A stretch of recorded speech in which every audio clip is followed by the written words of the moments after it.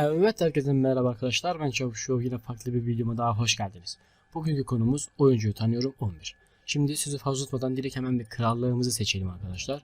Şöyle tak, bu taraftan değil, burası değil, burası da değil. Buldum. Arkadaşlar bugün 290. krallığa gidiyoruz. 290. krallıkta oyun nicki ile Türkoman abimiz konuğumuz olacak. Bakalım bizler neler anlatmış. Hep beraber şimdi dinleyelim.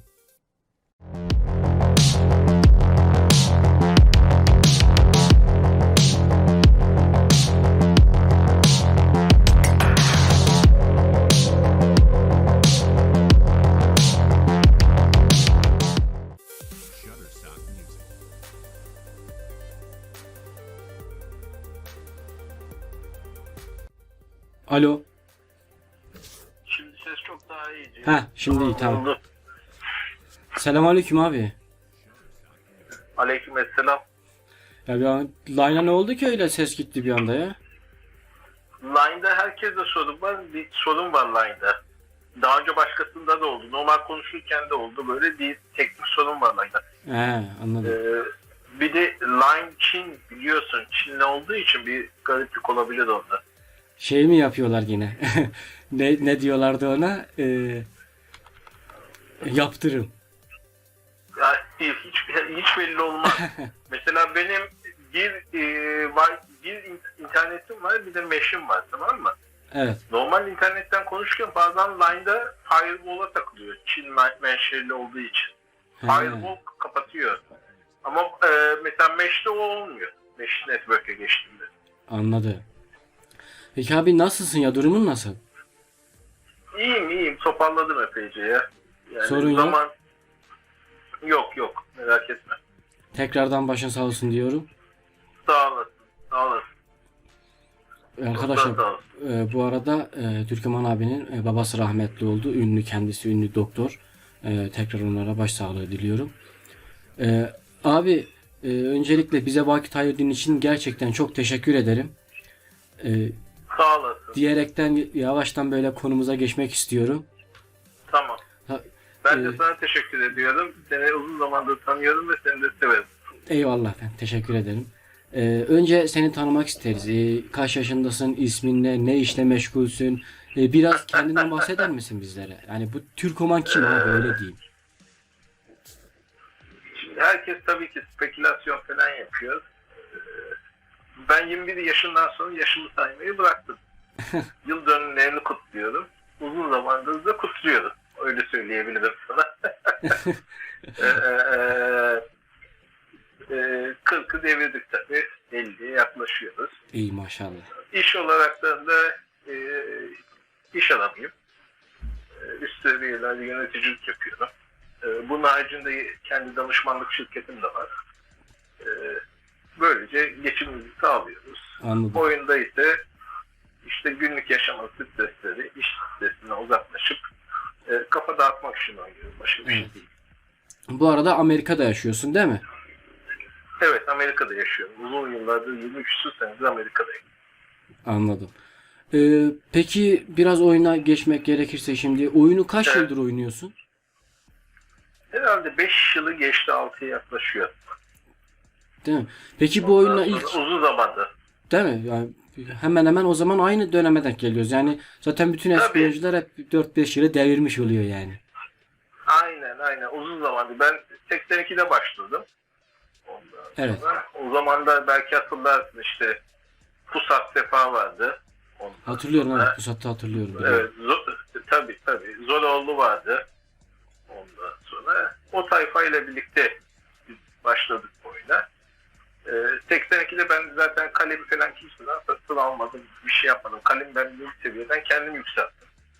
Kendi emeğimdi. Yani şu an oynadığın kale sıfırdan başladığın kale yani. Doğru mu anladım? Evet. Sıfırdan başlayıp kendi büyüttüğüm kale. Doğru. Ondan sonra Peki şey soracağım. benim bir... Evet. Sözünü kestim. Bu oyunla mesela ilk nasıl tanıştın yani? Reklamlarda mı gördün? Arkadaşın mı önerdi? Çevrende mi gördün? Reklamlarda gördüm. Ondan sonra Apple'ın Apple Store'daki review'u okudum. Ondan Ondan sonra bir de oyunun genel olarak araştırdım. O zamanlar çok övgüyle bahsediliyordu. Evet. En iyi strateji oyunuydu bizim başladığımız zamanda. Fakat tabii ki zamanlı içinde şimdiki görüyoruz ki o iyi olan gönlü şimdi tabii gitmiş durumda. Hani Bayağı şey değişmiş. epeyce memnuniyetsizlikler var. Bu da tabii ki hem Apple Store'un müşteri yorumlarında hem de Google ve şeyde de adı neydi ek olaraktan da Android'de de görülmektedir. Aynen. Peki şey soracağım. Şimdi bizi böyle biraz geçmişe götürerek yani oyuna 5 başlama serüveninden bahseder misin? Şu an 290'da oynuyorsun. 4-5 yıldır Evet. oynuyorsun bu oyunu. Ve bu 4-5 yılda başından neler geçti abi? 290. krallığa gelene kadar neler oldu? Biz şimdi ilk önce 82'de başladık. Ondan sonra 82'de işte TR ittifakı olarak ben başka bir ittifaktaydım ama biraz değiştikten sonra, kalem ilerledikten sonra TR ittifakını oyunda öğrendik. Yani onlar beni öğrendiler. Ondan sonra oraya gittim. Ondan sonra Türk ittifakı olduğu için. Ondan sonra TR ittifakında beni hem insanlarla olan ilişkim hem İngilizcemin hem de Türkçemin ana dil gibi konuştuğum için beni lider yaptılar. Ondan sonra oyunla da ilgileniyordum. Öyle devam etti. SV ittifakının lideri oldun değil mi yani? Tabii. Ondan sonra onu ilerlettik. Mesela 82'den sonra 143'e birleştik. Ondan sonra 143'ten 222'ye, 222'den 290'a. Şimdi yine bir birleşme bekliyoruz. Hani Hayırlısı olsun. 5-6 birleşimi devirdin yani. Evet. Yani her şeyi de gördük birleşmelerde. Oyunun cilvelerini, her şeyini tattık. Şimdi yeni bir birleşme. Ben de bu birleşmeye diğer birleşmelere hazır olduğumdan çok daha hazır bekliyorum. Aynen. Peki şey soracağım. Şimdi bu kadar birleşme gördün, bu kadar yıldır oyunu oynuyorsun ve iş adamısın. Hani bu oyun illaki seni olumlu ve olumsuz etkilemiştir real hayatında. Bunlardan bahseder misin biraz bizlere? Yok, esasında bu oyunun şimdi birebir oynamanın haricinde sosyal integrasyonlu bir oyun olduğu için insan ilişkilerini de görüyoruz. Yani ondan sonra. Bir de bu oyundaki insanlar ister istemez gerçek hayattaki karakterlerini de oyuna yansıtıyorlar. Ya bazıları diyor işte ben hani oyundaki karakterin ve gerçek hayattaki karakterin farklılığı yalan. Yalan, aynen. Çünkü bu oyun aynen yalan. Yani gerçek hayatta neyseniz bu oyunda da o karakterinizi yansıtıyorsunuz. Ondan sonra. Burada da her şeyi de gördük. Hani başta oyunun insanlar üzerindeki etkisi. Bunu da gördük. Bir de bu oyunu ben belli oyun tipleri olarak da ayırıyorum. Bir, zevki için oynayanlar var. Ondan sonra. Evet. İkinci olan bu oyunu ticaret, para için oynayanlar var. Evet. Ondan sonra üçüncü olan tip de bu oyunu nasıl alt edebilirim diye her şeyi mübah gören, oyunda bütün hileleri yapan bir kadro var. Ondan. Üçe ayırıyorsun yani oyuncuları. Tabii üçe ayırıyorum. Ondan sonra. Fakat şunu da gördük ki bu oyunda ben her zaman derim doğru yoldan şaşmayacaksın. Uzun süreli olan oyuncu olmanın da etkisi budur. Bak görüyorsunuz. İşte en son yakın bir zamana kadar birkaç ay önce paket al çekten geri iade yapanları teker teker banladılar. Bunun Aynen. içinde büyük 50 galyonluk, 70 galyonluk neler gitti. Ondan sonra. Koskoca Buro ittifakının bütün ana oyuncu kadrosunu banlayıp yaptılar yani. Onun için yani bu oyunda bazı insanlar birdenbire yükselmeye çalışıyorlar. Bunu yaparken de haksızlık da yapmaya çalışıyorlar. Bu haksızlık nedir? Mesela bot kullanıyor. Paket iadesi yapıyor. Bu tip şeyler yapıyor. Fakat bu insanların oyunda sürekliliği fazla olmuyor. Çünkü oyun belli bir süre sonra bunları yakalıyor. Birdenbire ban hepsi Aynen. gidiyor. Şimdi bu konuya biraz el atmak istiyorum. Şimdi o Gemlik Evet. hani oyun bunları banlıyor ama bence adil davranmıyor bu konuda abi. Yani Evet. birini banlarken diğeri duruyor. Tamam mı? Diğerinin kalesi açılırken diğeri açılmıyor. Bu konuda ne düşünüyorsun Evet. sence? Adil mi oyun bu konuda? Oyun adil değil. Onda sonuna kadar katılıyorum. Adil olmadığı için de oyundan zaten çıkışlar başladı. Ondan sonra Evet. bu yüzden insanlar da oyundan soğumaya başladılar. Ben bu oyunda tanıdığım, sonra gerçek hayatta sevdiğim, dost edindiğim Aşil, biliyorsun, Evet, Kemal'i Kemal abi. oyunu bırakmasının sebebi buydu. Yani oyunun adaletsizliği. Aşil'i tanımaktan çok mutlu oldum. Yakın bir dostum oldu. Gerçek hayatta da zaten görüşüyoruz. Ayrıca hemşerim olur. Ondan sonra. Onunla ama aynı zamanda oyundan gitmesine çok üzüldüm. Ama gitmesi de haklıydı. Ya, haklıydı. Haklı olduğu için üzülmüştüm. Onun için haklı olduğu için de Evet. geri döndüremedim ben. Evet, ben de aynısını. Ben de çok uğraştım diye döndürdüğü için ama sonuçta haklıydı. Çünkü bu sadece Aşil değil. Gördüğünüz üzere birçok büyük oyuncu oyunu terk ediyor. Yani mesela biz Tvetik'ten tutun, Blitz'ten tutun, Six on Power'a kadar büyük oyuncular oyunu terk ettiler. Aynen. Kariyerlerini başkalarına verdiler. Ama şöyle bir şey var. Yani bu oyunda esasında insanların mutsuzluğunu ve haksızlığı olan tahammülsüzlüğünü gösteriyor. O konuda haklısın. Oyun bu haksızlıkları yaptıkça insanlar da ben ne yapsam mübahtır mantığıyla her türlü pisliği de yapıyorlar. Yani oyun kendi bu da- haksızlığını yapınca insanlar da kendi haksızlığını ortaya koyuyor Evet. bu sefer. Aynen. Bu da ne oluyor? Bataklık sendromu. Yani battıkça herkes batıyor. Eğer böyle oyun adaleti getirmezse bu oyunun ben uzun süreli olacağını düşünmüyorum. Yakında bu oyunu kapatırlar ya da oyun diğer oyunlar gibi kaybolur. Şimdi Zaten farkındaysan bu oyunda yani yapılan güncellemeler falan yeni oyuncu çekmek üzerine değil. Eski Aynen. oyuncuları nasıl daha çok sağarız, nasıl daha fazla parasını alırız, onlardan daha fazla nasıl fayda getiririz diye. şey var. Yani Tabii. Evet. Şimdi bu Gameloft büyük bir firma.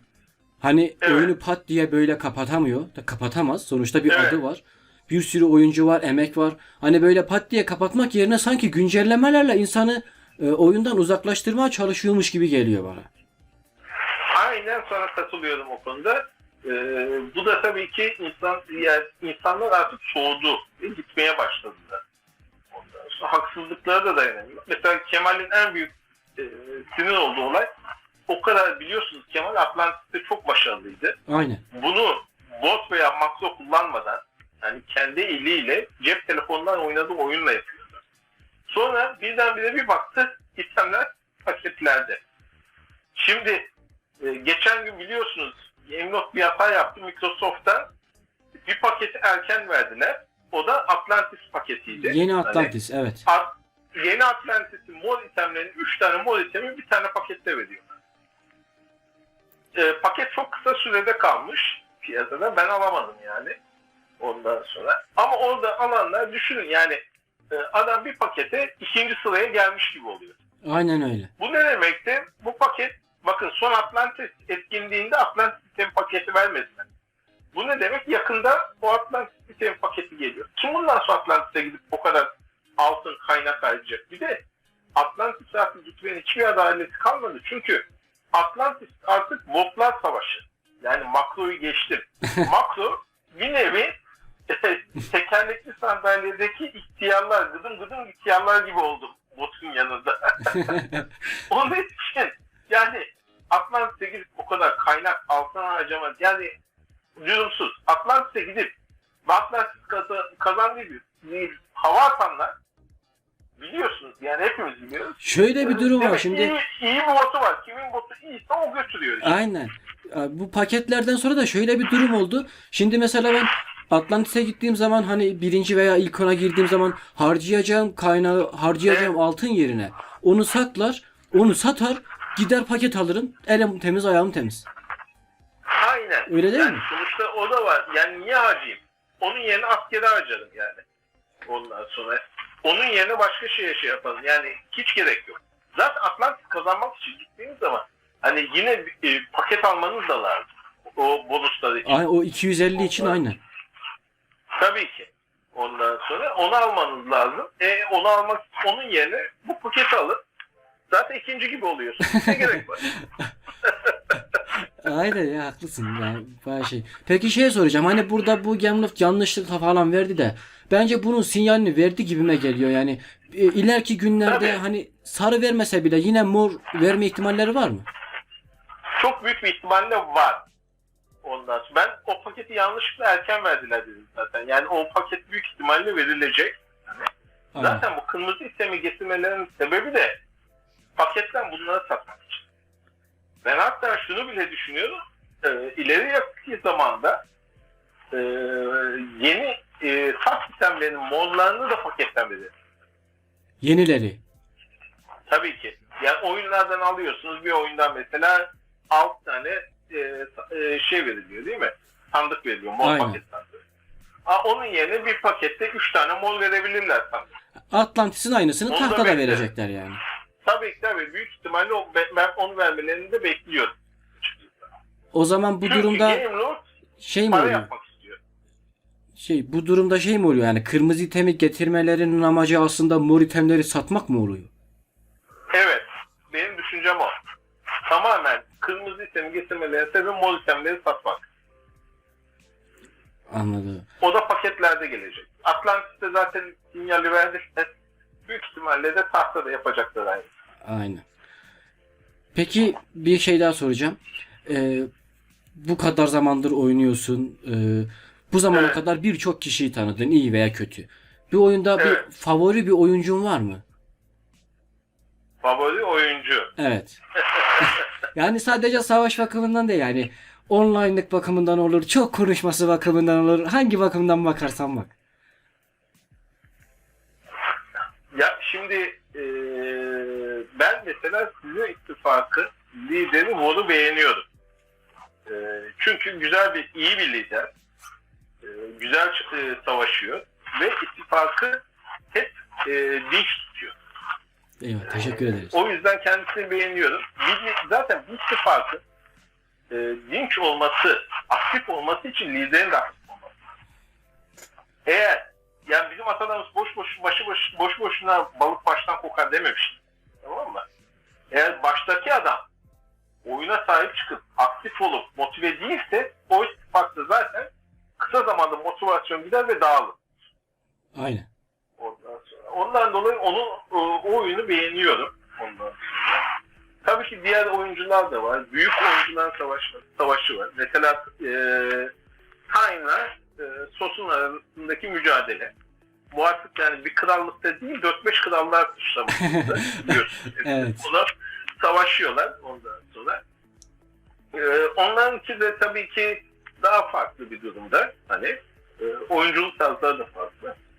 Benim oyunculuk tarzım daha farklı. Ben bu oyunu ego için değil, zevk için oynuyorum. Ondan sonra. Yani mesela ben kalemi kimseye vermem. Öyle bir huyum vardı. Kalemde sadece ben oynarım. Girişi kimsede yok mudur? Yok. Hani bu taht savaşında 24 saat 2 günlük süren savaşlarda falan hiç. Yok. Kimseye vermem. Ben savaşırım. Ondan sonra eğer yorulursam kardeşim diyorum, ben çekiliyorum diyorum. Size bakar durun diyorum. Öyle yani. Ama kimseye gidip de kalemi falan vermem. Çünkü kaleye verdiğiniz zaman her an tehdit altındasınız. Her zaman bir şey var. Bu oyunda her şey bekleniyor. Ondan sonra diyorlar kaleyi verdin diye. Aynen. Tabii ki. Ondan sonra kimseye yani bir gözüm bir açık uyumak istemiyor. Anladım. Peki şey soracağım. Bu oyunda bu zamana kadar yani öncekiyi de say, bundan 3 yıl öncekini de say, şimdiyi de say. Oyuna para basmadan başarılı olunabilir mi sence şu an günümüzde? Hayır. Kesinlikle olmaz. Peki önceden olunur muydu? Eskiden olunuyordu. Ama o zaman da daha az para basarak olunuyor. Mesela biz oyuna ilk başladığımızda sen de biliyorsun. Ben de 2 tane kemik ezici, 2 tane soğukkanı ve Viking itemlerin olduğu zaman oyundaki kral sende. Aynen. O zaman hatırlarım ben. Tahta T5'i koyar uyudum, sabah imparator kalkardım. Şimdiki gibi değil de. O kadar etkiliydi o itemler. Harbi haklısın aynen. Yani... Tabii ki. Yani ya bir de oyunda zevk de vardı. Mesela gidip de şampiyon çıkarttım çıkartmadım, akın açtım açmadım derdi yok. Şimdi yok bir ana kalen olacak, bir akın kalesi olacak falan. Olmaz öyle şey. Aynen. Ya insan kendi kalemden niye akın açamayayım? Oyundan çok saçma. Niye alamayayım? Ben o kadar Tabii item ki. yapıyorum, şey yapıyorum ama ittifakım Evet. o hesabımla akın açamadıktan sonra daha ne yapayım ben o kaleyi? Evet. Tabii ki. Yani bunun için oyunun çift şampiyon getirmesi lazım. Yani kale içi ve kale dışı şampiyon koyma hakkı vermesi lazım. Aynen. Ondan sonra ona göre biz de tabii ki daha şey oynarız. Daha zevkli oynarız. Ondan sonra hatta gerekirse kardeşim şampiyonluğun tek şampiyonu taht ve makamlarda yapsınlar.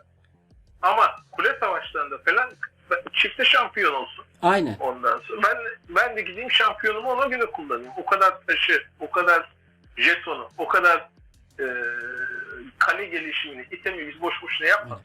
Kale ne oluyor ondan? Şimdi yok. Özellikle bu son gelenlerden sonra şampiyon çıktığı anda yanmayacak kale yok zaten. Aynen. Yani her kale yanıyor. Biliyorsun. Gemluf bana bazen önerilerde falan bulun falan diyor. Bu senin dediğini oraya belirteceğim abi Evet. özellikle. Ve birçok kişiye de diyeceğim bu çift şampiyonu getirsinler. En azından akın açarken gelsin yani. Evet. Tabii ki. Ondan sonra biz de ana kalemizden akın açalım, savaşalım. Hani eskiden ne güzel açıyorduk ana kalemizden akını. Kimse bir şey yapamıyorduk. Aynen. Gideceğiz bir de iki kaleyle mi uğraşacağız yani? Bir kaleyi geliştirip devam yolumuza bakarız. Ki ben hani oyunu fan gibi oynayan adam değilim. Ben oyunu her yönde oynarım. Yani mesela kalemi geliştirmeyi de severim. Etkinlik yapmayı da severim. Ama aynı zamanda savaşmayı da çok seviyorum. Hani, mesela ben şimdiki profilimi ben övmek için söylemiyorum. Benim eğittiğim asker sayısı 4.567.000, kaybettiğim asker sayısı 2.869.000. 4 Yani milyon bu- şu an en az sen 150-200 gelsin o zaman o askere bakılırsa. Evet yani aslında öyle. Yani bu kadar savaşmamış olsam ama ben oyunu öyle sevmiyorum. Savaşmayı da seviyorum. Anladım. Eskiden beri zaten bir huyum vardı. Bu oyunda düşmanımı tamamen bitirmeyi sevmem ben. Hani düşmana öyle bir şey yaparım ki yıpratırım ama öldürmem. Hani süründür ama öldürme derler ya. Öyle yaparım. Çünkü o insanda da umut olsun. Yine biraz şey yapsın. Yine gitsin kalesini geliştirsin. Yine savaşsın. Maksat savaşacak düşman olsun. Savaşmayacak düşman olduktan sonra oyun çok sıkıcı oluyor. Abi bu sen dediğine hem katılıyorum hem katılmıyorum. Yani orta, tamam mı? Bence ortada bir şey varsa ve bayağı bir kızışmalıysa bitirmek en doğrusu ya. Yani krallık ölüyormuş falan boş ver bence. He? Ya şöyle bir şey var. Mesela düşman insanı dinç tutar. Tamam mı? Ondan sonra. Ha. Benim zamanında istediğim zaman bana dediler işte düşman anlaşma için falan geldiğinde ya dediler düşmanı niye anlaşma yapıyorsun? Zaten ümüğüne basmışsın. Ez git bitir dediler. Yok dedim bitirmem dedim. O adam da dedim zaman harcıyor, para harcıyor dedim. Tamam mı? O insan da oynuyor dedim. Önemli olan dedim oyundan zevk almak dedim. O giderse ne yapacağım dedim. Sıkılırım dedim.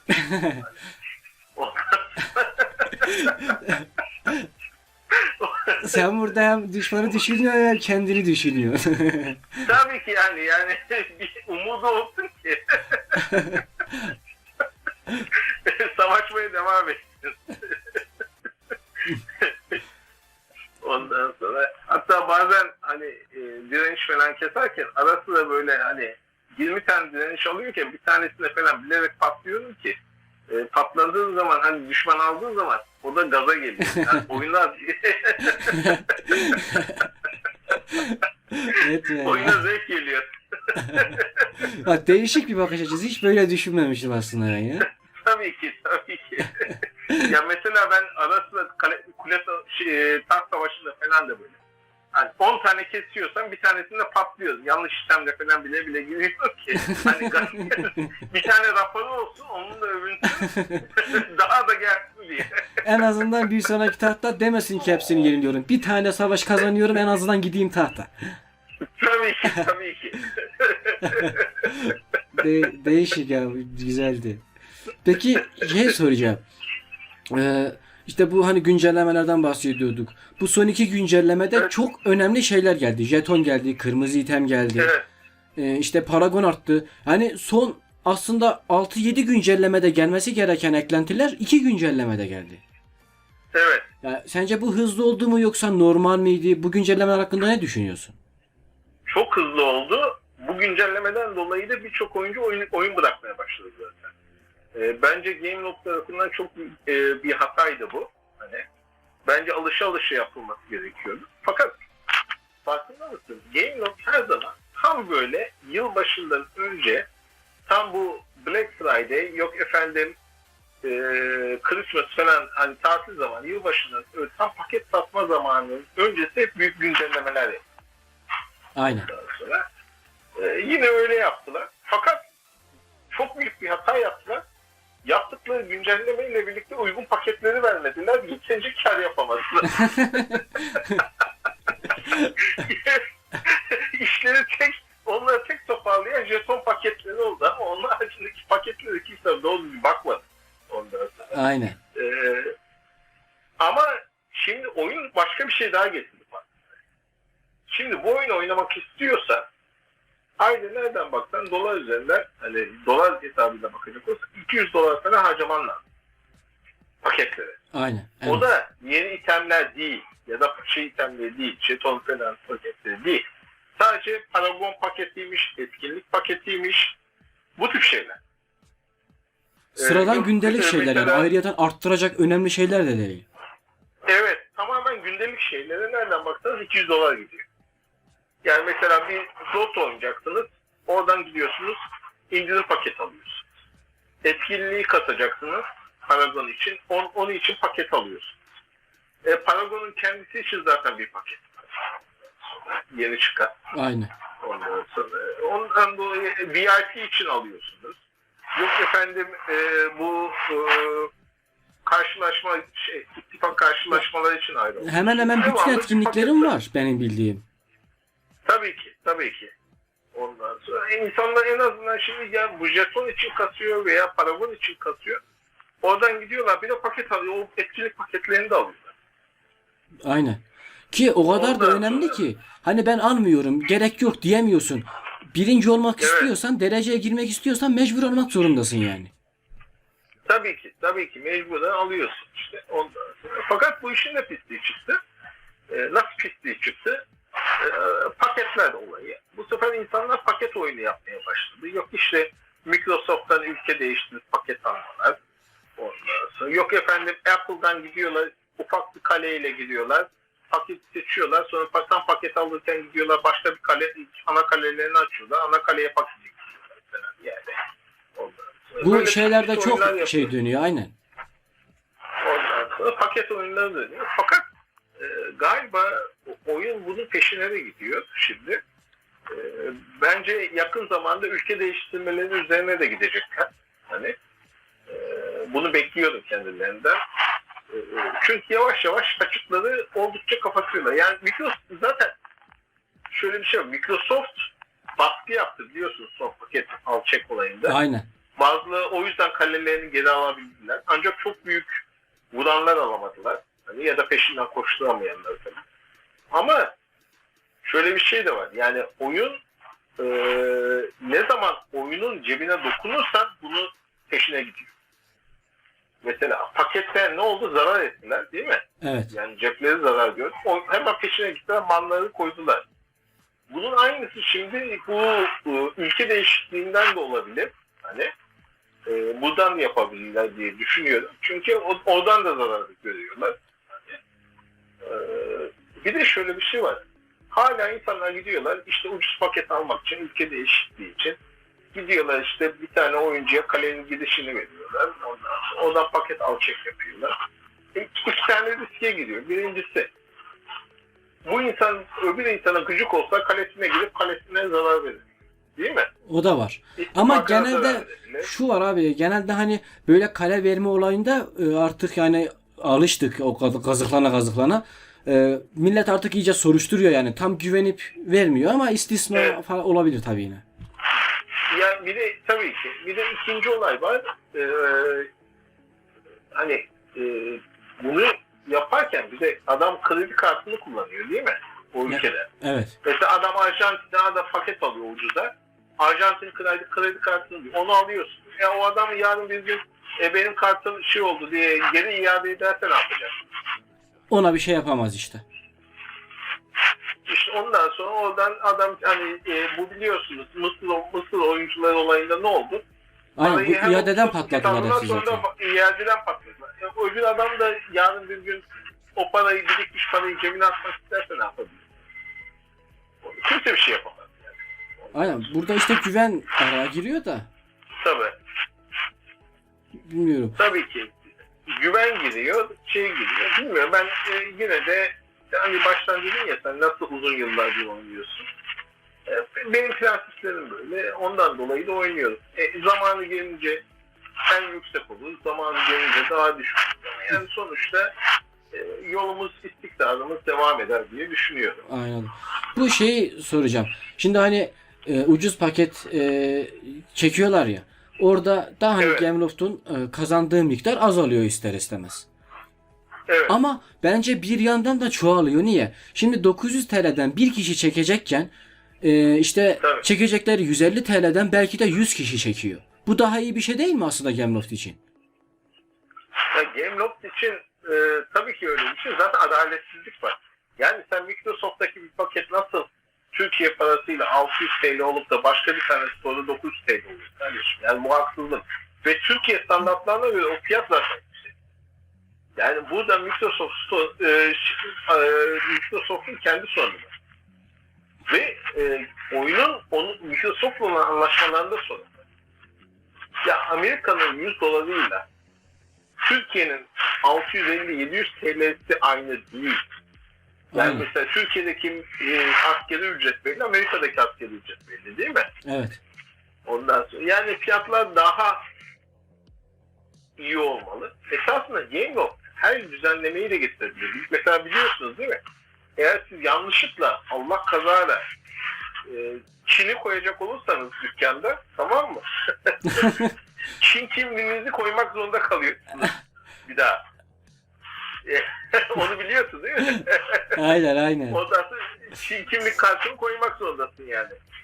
Şimdi bunun benzerini yarın bir gün Mor'un da diğer ülkelere de getirmeyeceklerini nereden? Yani orası da doğru. Yapabilirler. Hiç belli olmaz. Ya Bakalım. bunda Ama nasıl zaten- olur? Hani bu ülke değişikliği falan olmaz. Bu sefer nasıl olur? Mesela Amerika'da 100 dolarsa bizde 100 lira olduğu zaman bu sefer de Evet. Amerikalılar hani 100 liraya onlara göre bu sefer 10 dolar falan diyor. Bu sefer de Türkiye Tabii. yapıp çekecekler. İşte onu engelleyebilirler. Yani oyun isteseler ki kardeşim der, bunu çekmek istiyorsan bulunduğun IP üzerinden yapmak zorundasın. Aynen. Ya da ülken buysa kardeşim, herkes ülkesinin kimliğini girsin. Ancak öyle önüne Kimliğini geçerler. gir. Aynen. Ancak öyle olur. Başka türlü olmaz yani. Anladım. Peki şey de soracağım ya böyle. Hani o ki oyundan falan bahsediyoruz. Oyunu bu kadar zamandır oynuyorsun. Bu zamana kadar oyunu hiç bırakmayı düşündün mü? Yani kafamda hiç öyle kesin bırakmak falan diye bir şey geçmedi. Bu oyunu zevk için oynadığım için hani kafamda öyle bir şey olmaz zaten. Zevkini oynuyor. Başka bir şey değil. He. Ondan dolayı yani bir egosu için oynayan bırakabilir. Hani bir yenilince falan egom yenildi bırakmayacak. Tamam mı? Para için oynayan yeterince para kazanmıyordum ya da iyi bir item geldi kalemi geliştirdim satayım falan diye bırakabilir. Yani bazı sıkılıp bırakabiliyor. Yani ben de bunları yok yani zevk alıyorum oyundan. Ondan dolayı da oynuyorum. Yani zevk aldığım sürece sıkıntı yok diyorsun yani. Aynen. Tabii ki. Zaman içinde zaten oyunu bırakan arkadaşlar, kalesini deviren arkadaşlar, yok efendim hani şey yapan, kaynak kalelerimiz de oldu. Hani, benim zaten kaynak almaya da ihtiyacım yok. Öyle olduktan sonra ne gerek var? Yani zevk alıyorum, oynuyorum. Aynen. Oyun oynarken bir de oyuna karşı da oynuyoruz. Nasıl? Ya kardeşim artık direnişten altın gelme falan zamanı geçti. Nasıl yapıyoruz? Bekliyoruz. 2 saatte bir kamp kesiyoruz. Anladın mı? Ondan Direniş öyle kesiyoruz. Yani direnişin artık şey kalmadı zaten. Onu 2 çok saat önünü bekleyeceksin kestiler onu de. ya. Tabii ki 2 saat bekleyeceksin de yapacaksın da akın açacaksın da vuracaksın. Uğraşmaya değmez yani. Ayrıca bir de yerine- 3 gün soymaya giriyor. Tabii. Yani onun yerine günde 3-4 sefer kamp keselim. Zaten 200-300 bin altın cebime koyalım, ondan sonra geçer gidelim yani. Aynen, Uğraşır. kafam rahat en azından. Kafam da yok özel bonus var, bilmem ne yap. Bir de başkası gelecek, solucanlık yapacak. Ondan sonra akın çifte 3'te akın açacak, alacak falan. Oyunun şeyi de kalma. 7. sefer kulen olsa 600 puan olsa ne olacak? Adam geliyor, kulesi olmayan ittifaktan akın açıyor, alıyor. Hani dibinden. Sen Evet. birde alıyorsun, adam 2'de alıyor mesela. Ondan sonra hiçbir şey kalmadı. Aynen. Peki, Yani uğraşmaya değmez. eyvallah. Bize zaman ayırdığın için çok teşekkür ederim. Sağ olasın. Son Sağ olarak olasın. eklemek istediğin bir şey var mı? Yeni oyunculara, eskilere. Benim yeni oyunculara söyleyeceğim şu. Birincisi oyunu severek zevk almak için oynayın. Başka bir şey için değil. Oyunu çıkar, maddi çıkar veya başka çıkarlar için oynayanlara dikkat edin. Ondan sonra hiçbir şey ama zevk almanızı engellemesin. Böyle oynayacak olursanız, uzun süreli oynarsanız ilk önce kalenize yatırım yapın. Kalenizi geliştirin. Kaleniz geliştikten, güçlü olduktan sonra zaten siz de güçlü olursunuz. Ve her zaman ne olur ne olmaz diye oyunun sürprizlerine daha mutlu olun. Ben mesela şimdi istesem kudretimi çok daha arttırırım. Ama mesela herkesin bir oyun tarzı var. Benim de oyun tarzım şudur. Ben kaybedeceğim kadar asker basarım. Bu ne demektir?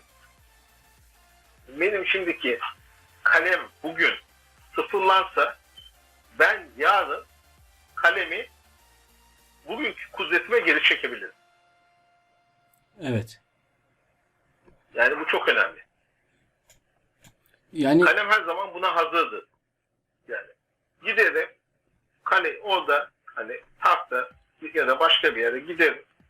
65 galyon askeri bırakırım. Yarın yine de 65 galyonu geri basabilirim.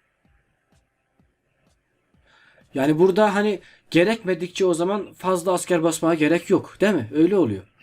Ne gerek var? Savaşacağın kadar asker basacak. Ondan sonra. Yani onun başka bir anlamı yok. Onun için öbür türlü basmak ne demektir? Hani baştaki söylememiz ego için oynamayın. Biraz ona giriyor. Aynen. Ego tatmini.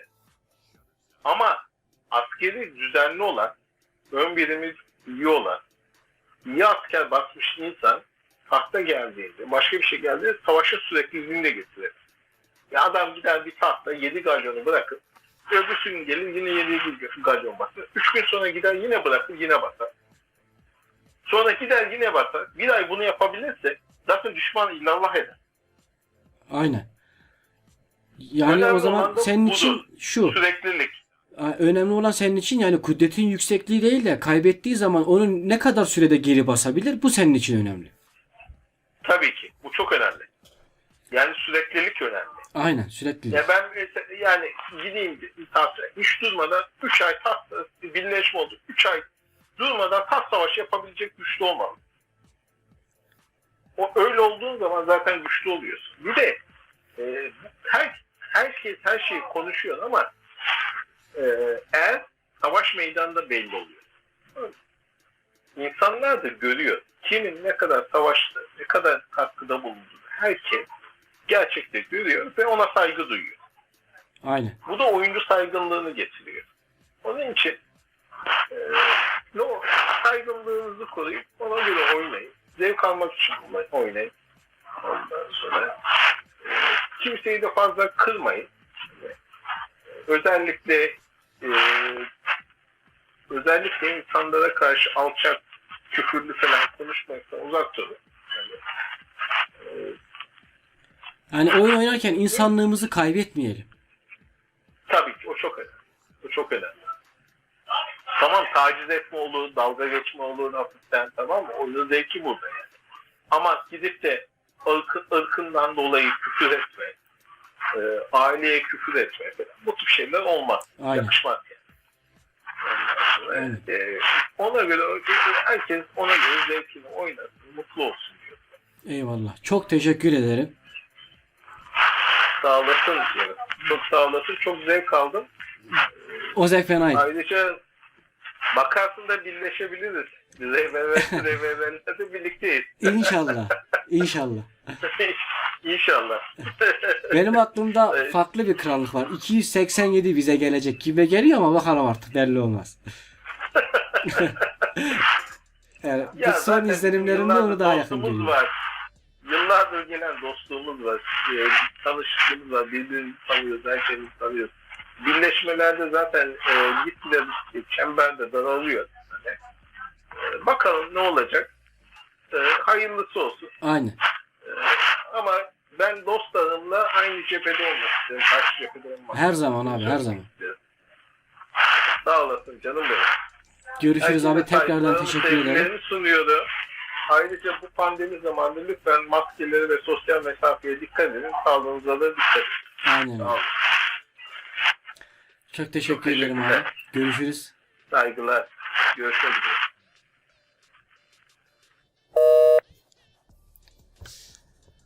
Evet arkadaşlar, bu bölümümüzde de Türkoman'la meşhur Saygın abimizle konuştuk. Kendisi çok önemli bilgiler verdi, tamam mı? Bak, bu zamana kadar hani oyun oynuyorum 4-5 yıldır. Oyunun en eski oyuncularından biriyim. Ama bu çift şampiyon işi harbi aklıma gelmemişti. Ama bak, Saygın abi de öğrendim. Ve bunu yarından tezi yok. Game Loft'a harbi gidip mail atacağım. Yazacağım yani önerilerde falan. Diyeceğim ki abi şunu ekleyin. Ben artık kendi kalemde akın açmayı istiyorum. Ben o kadar paket alıyorsam, taşlarım şeyse, kalem kudretliyse sadece tahta savaşmaya gerekiyor, tamam mı? Bütün ittifakımın benim o kaleden yararlanması lazım akılın şeklinde. Ve şu an çok sinirlendim, gidip Game Loft'a yazacağım bunu. Eyvallah Saygın abi diyorum. Bu bölümümüzde böyleydi arkadaşlar. Umarım beğenmişsinizdir.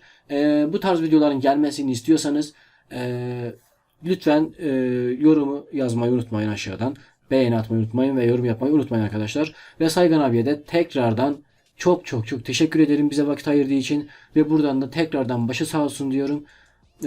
Ve videoyu burada bitiriyorum arkadaşlar. Kendinize iyi bakın. Hoşça kalın. Farklı bir videoda tekrar görüşmek üzere.